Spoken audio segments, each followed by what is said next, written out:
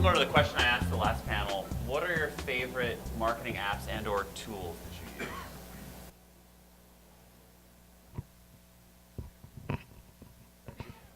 you use? Okay. You want to go first? No.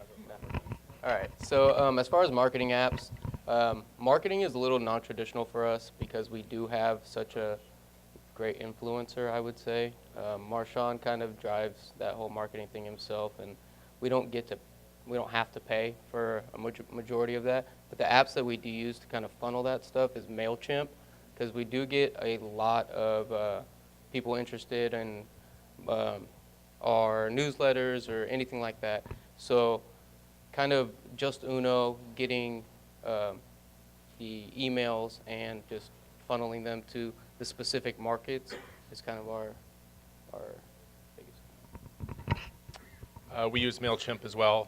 We already talked about Clear to help us find influencers, different programs there. We do a lot in social. I mean, our jam is football, right? So there's just a lot that we can do in Facebook and Instagram to reach people and engage them.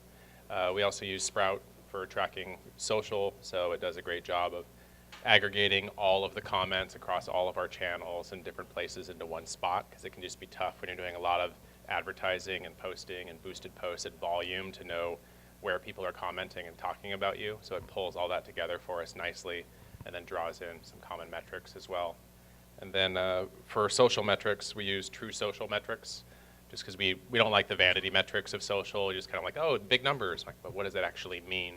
So it nicely packages up for us kind of conversion ratios. So, hey, based on this individual post's reach, what was your applause rate in terms of how many people kind of liked it or gave it props, so to speak? What was the conversation rate? How many people are talking about it? And what was the amplification rate? Like, who's sharing this stuff that's out there?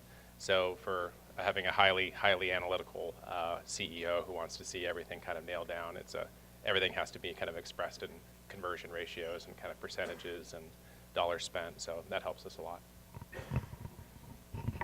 We are very ROI focused, so we pretty much live and breathe whatever. We have a homegrown internal reporting system, but live and breathe whatever your analytics platform is, whether that be within Shopify itself or Google Analytics or whatever that is. Basically, constantly analyzing sales and revenue and your traffic that's coming in. I mean, that's really basic, but that's sometimes basic is all you need. In terms of Shopify apps, the Google Shopping app, for those of you who are looking to get into Google Shopping, it's a really easy way to get your products up there. Flexify seems to be a good app to help generate a product feed for Google Shopping or Facebook remarketing as well. Shippo is another one that helps with generating shipping. Where did Steven go? You know why? Because Shopify doesn't have a built-in return shipping template yet. So we're using a third party for that.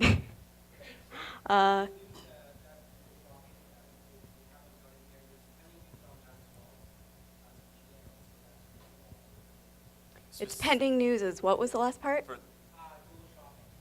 That's great to hear, because even with that, there are some kinks that need to Totally. be worked out with variants and other issues that, it takes a lot of work. Yes. Yeah. Yes. I just have one more, which is my fantasy app that doesn't exist. But since Steven's here, I'm going to say the WordPress app for Shopify would be awesome.